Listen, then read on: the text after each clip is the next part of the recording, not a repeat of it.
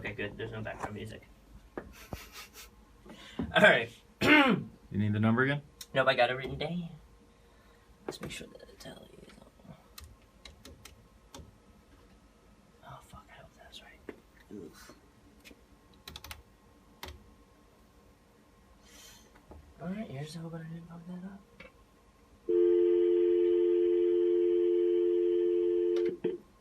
That music is 100% off, right? What? That music is 100% off. Right? Yep. Okay. Good.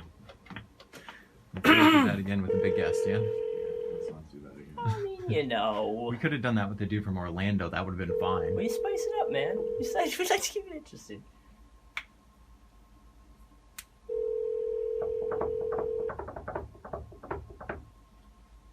Hello? Hi, is this Dave King? Yes, it is. Hi, Dave. It's Justin, Tim, and Kevin from the Drive a Dish podcast. How's it going? Good, good. Man, we appreciate this so much. We're excited to talk some Keith Morris with you. Yeah, especially on short notice. Thank you so much, man. Markeith Morris? Is he in the news lately? Yeah, man, I guess so. You had me worried. I thought I said his brother for a second. I was like, oh no, did I say the wrong one? No. Okay, so how would you like us to intro you? Are there specific things you want us to mention? Anything like that?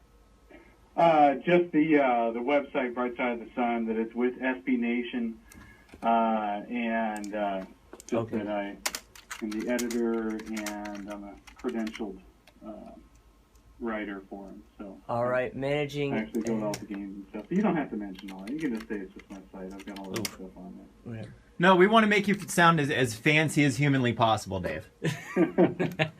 Well, the overlord of Suns basketball coverage in the nation. How about that? Something like that. Yeah, the Overlord and Sons. I'm about that, actually. I like that.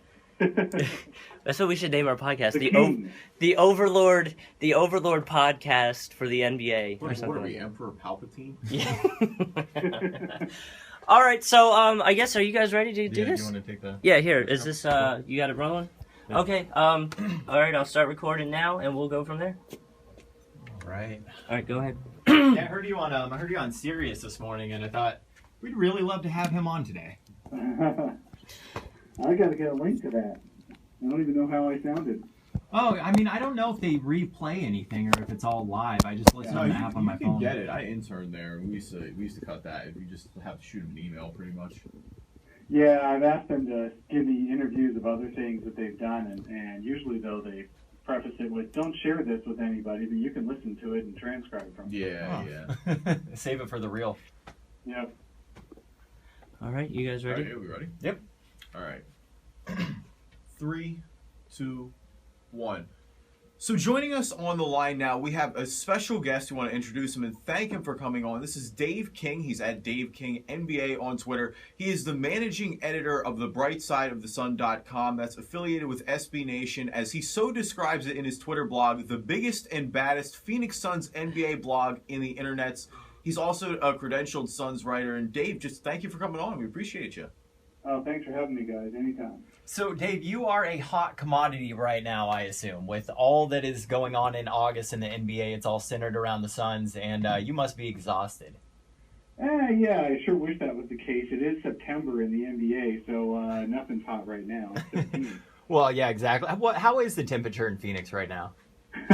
Actually, it's been, it might not even crack 100 today, so that's a little bit crazy for us. It's been 100 since May. Now, is it monsoon season? I haven't been to Tucson in a little over 2 years, so I don't remember exactly when that is. Yep, it's monsoon and dust storm season, so every rainstorm is preceded by a dust storm. And they look a lot more impressive on national news when it looks like the Mummy episode, or whatever, with the big wall of dust coming. When you're in the middle of it, it just looks a little dirty. Dave, I was going to let you know, I went out to California about 2 weeks ago, and I'd never been out west, and I had a layover in Phoenix, and my flight got delayed because of a dust storm, and man, I had no idea those things happened, and it freaked me out. I was so scared. So I know. Wait. So out there, if we're talking about the heat, Tim always says out there, even though it's 100 degrees, it's dry heat, and he'll take it because we're based out of Florida. We're in Jacksonville right now, so it doesn't maybe get 100, but it's the humidity. So Yeah, I'd much rather be here than there, man. I have relatives who lived in Florida for 30 years, and every time I'd visit, I couldn't wait to get home. So how are the players feeling right now? I know that the Suns are holding voluntary workouts, and it seems like the majority of the Suns players are there. Does everyone seem like they're in good spirits? They do. They don't open up those things to the media, unfortunately. It's not like the NFL, man.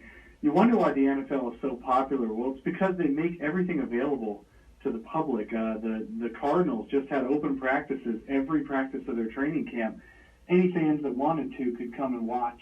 And certainly the media, of course, and that generates a little bit of publicity. But in the NBA, that's not the case. So, no, they don't open stuff to the media. I did get to talk to Devin Booker last week after one of his workouts over the phone, and he said that it's real competitive. They're all just running real hard. I don't know that they call too many plays. It's going to be more like pickup basketball, but certainly they're all the three of the contract players are there, plus a handful of non-guaranteed guys who are trying to make a team. So you said you just talked to Devin Booker. I liked when we were going back to our draft episodes. I said Devin Booker might be the best shooter in the draft. What have you seen to get away from Marquise for a little bit here? What have you seen out of Devin Booker so far? Well, it's exactly as actually he could potentially be better than advertised. He came out as a great shooter who was a little bit limited athletically, and he wasn't even a starter for Kentucky. He's a sixth man on Kentucky, but he's the 13th pick in the draft, and he was actually projected to maybe even be top 10 if either the Heat or the Hornets, I think, were looking at him at 9 or 10. So, obviously the guy's going to come into the NBA with a few unknowns because he only played 1 year at Kentucky. And he's not, a hyper-athletic guy, which everybody loves to watch somebody do, a really crazy dunk or something like that. But, man, he has a really smooth release, and it's very consistent. He gets a lot of lift on his shot, and he can get his shot off really quickly on a catch-and-shoot. And he loves running off screens. I mean, the Suns haven't had a guy like that in a while. Who didn't want to create their own shot and dribble themselves into a tougher shot than the one they caught the ball when they caught the ball. So he could potentially make an impact this year, but it's not likely as a rookie, certainly at 18, 19 years old. But I think he's got a good future, and he might be one of those guys who was underdrafted. Yeah, I know that he had a really strong showing in Summer League, and you have Archie Goodwin, who has been waiting what's a polite way to put this, patiently to get a chance at playing for the Suns and getting some real minutes. Do you see Devin Booker taking away any minutes from Archie Goodwin this season? Because it seems like now is the time for the Suns to just make a decision, in my mind, either to roll with Goodwin and to develop him or to go with Devin Booker. Yeah, that's going to be real interesting to watch in training camp and through preseason. Excuse me. So here's the thing with the difference between Booker and Goodwin is already pretty evident. Goodwin's entering his third NBA season, so he obviously has a leg up on Booker in terms of knowing how to go about his job. And everything's new to Booker, so you don't know what you're going to get. Coaches really prize consistency. A coach just hates putting a guy onto the court if he doesn't know what the guy's going to do, unless it's a blowout or whatever in the fourth quarter. Certainly, coaches really, really appreciate having consistency. Even if that guy is consistently average, a coach, especially Jeff Hornacek, would rather play that guy than somebody he has no idea what's going to happen. So one of the problems Goodwin's had in the first couple of years of his NBA career is inconsistency, especially on the defensive end. Mm-hmm. And even this summer, Hornacek did an interview on NBA TV where he said that even now he sees guys like T.J. Warren and Archie Goodwin, who are the other two youngest players on the team besides Alex Len, just be inconsistent on the defensive end or off the ball. I mean, when they get the ball in their hands, you know what they're going to do. They're both going to create their own shot between Goodwin and T.J. Warren. Whereas with Booker, he was pleasantly surprised that Booker was very consistent. Booker, you knew what he was going to do. He made the right decision each time. And even on defense, he was rotating and putting himself in the right spots, and that was impressive. If Booker becomes consistent and shows that through preseason, yes, he will take minutes from Archie Goodwin. If not, I think both of them will probably spend a lot of time on the bench this season. Yeah, I just know it's the Suns have just been so clogged when it comes to guards, and I remember I was watching the draft, and I was just like, of course the Suns drafted another guard, but after watching him in summer league, I was incredibly impressed. But the reason why we're here is we want to talk about the situation that the Suns are having with the Morris twins, most notably Markieff Morris. And last year during the offseason, there was all that drama, well, not necessarily drama, but the Eric Bledsoe contract was the big news, and I personally was really looking forward to going into this season having a dramaless off season, but that's not how it turned out at all. We all know that the Suns they were looking to clear cap space for LaMarcus Aldridge. They ended up trading away notably Marcus Morris, and Markieff hasn't been all that pleased with it. And I'm just wondering, what's your feeling on how this has been handled, both by the Suns organization, their front office, and by Markieff himself? Sure. Well, let me start with the Suns front office. In general, you cannot fault a team for wanting to get better. I mean, really, when you've got Markieff Morris as your starting power forward, there are at least 20 other teams, maybe 25 other teams with a better starting power forward out there. So it's not like you're trying to go from one of the top 5 to one of the top 3. So yes, the Suns have to try to improve their team each offseason. If you want to be in the lottery, then stay with Markieff Morris as your starting power forward for the next 4 years. If you want to get actually in the playoffs as a perennial contender, maybe you look to improve it. There's no issue there with the Suns trying to improve on that position. The issue is somewhere in their interpersonal skills where they don't actually get their players to accept that fact. Last year, Channing Frye was miffed that the Suns spent their time trying to lure a LeBron or a Chris Bosh or whatever in the first couple of weeks of free agency, and in the meantime, they didn't really connect with Frye and show him a way where he could still be part of the Suns going forward. So he just went up and signed with Orlando. That didn't work out very well for him, but he got the money he wanted, so I guess that's all relative. But he left a little bit perturbed by how the Suns were non-communicative during the height of the free agency period. Now it seems like they did it again with the Morris brothers. They were trying to upgrade from the Morris brothers. And you can't fault the team for getting better or wanting to get better, but they kind of alienated their players for the second year in a row while trying to do it. So there's a fault on the front office side, not what they did, but how they didn't kind of do the right things communicating behind the scenes, and now they've got really frustrated players. So there's that. And then also Goran Dragic was, as we all know, was a little frustrated all last season because the Suns kept trying to cover for point guards. They signed Isaiah Thomas just in case they weren't going to be able to keep Eric Bledsoe. And then they obviously they wanted a nice guy coming off the bench, so Thomas could have been a 6th Man of the Year candidate, but none of those guys were ever happy last summer, and Dragic was the most vocal about it. So there is some issues with the Suns front office in that regard, not in what they do, but how they go about it. But with the Morris twins, I mean, when you're on trial or about to go on trial for aggravated assault of at least a year, if not 2 to 3 years, if convicted, if you do a plea bargain, you're going to have most likely a lengthy suspension with the NBA. And you spent all last season making everybody angry with you because you were disrespecting refs and players and coaches and fans and all that. What leg do you have to stand on saying you should have been consulted on a trade potential? So I don't know where the Morris twins are coming from either. They're getting really childish in this. They have groupthink going on with the two of them as twins. They really kind of enable each other to think, that they're the victim in something and they deserve more. I mean, Markieff Morris saying he's the premier player on the team and he wanted to be told he was their future power forward. Again, I go back to there's 25 other better power forwards out there.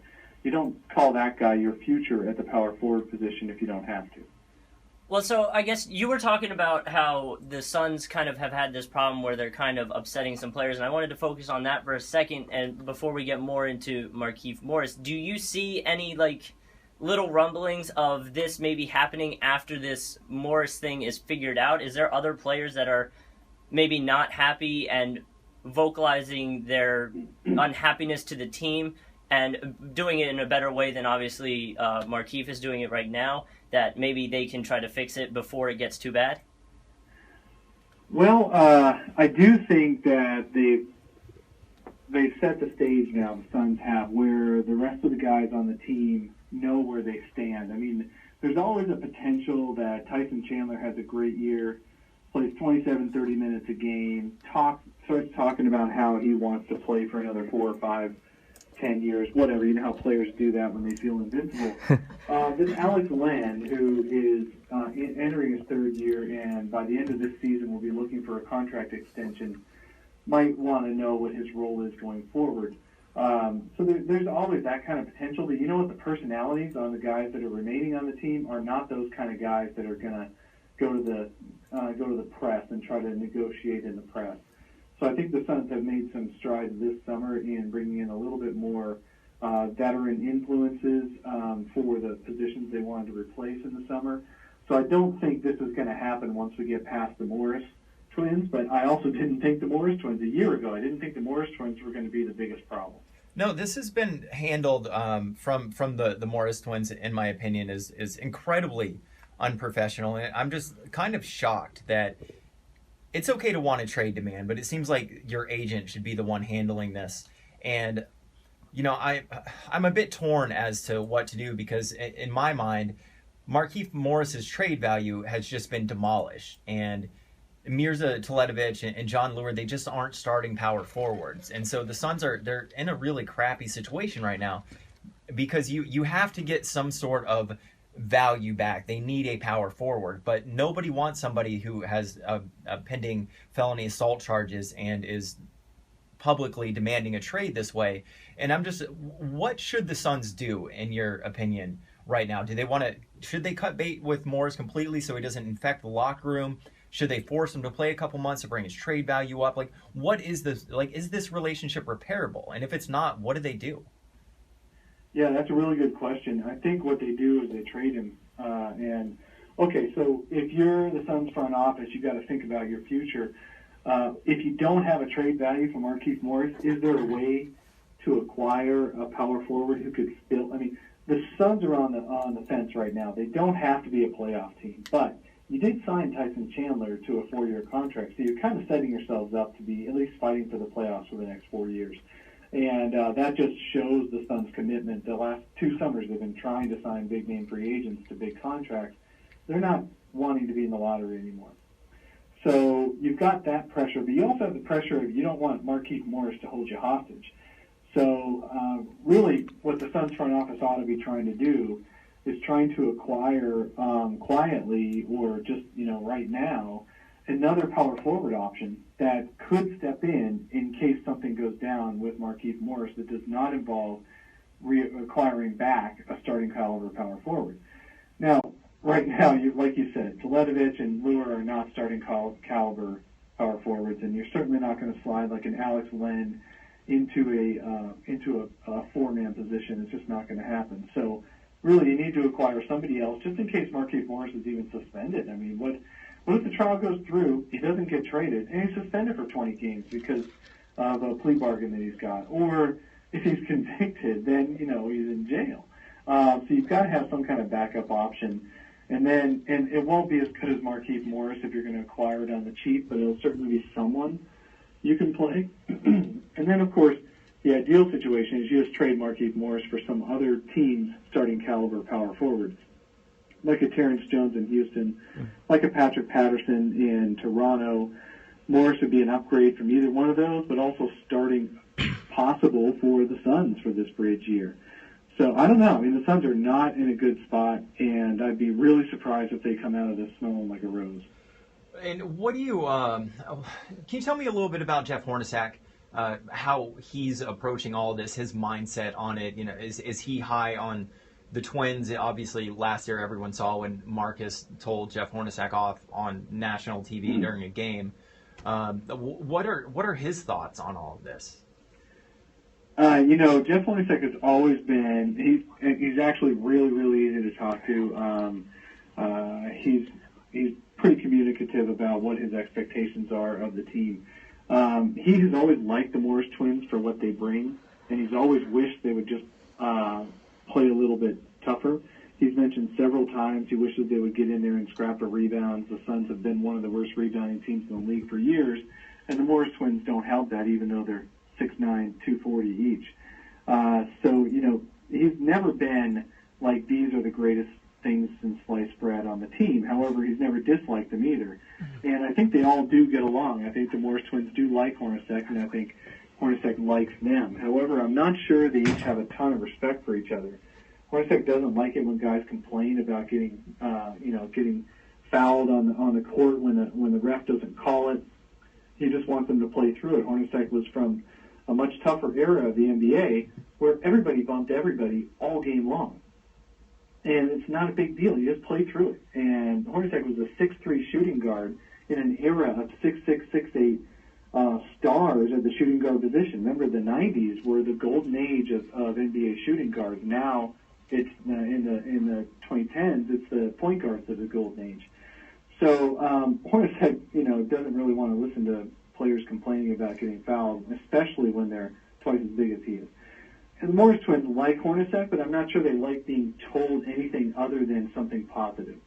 So, and Hornacek isn't somebody who's just going to blow smoke up somebody's butt. So there's that. They like each other, but I'm not sure they think they can't live without each other.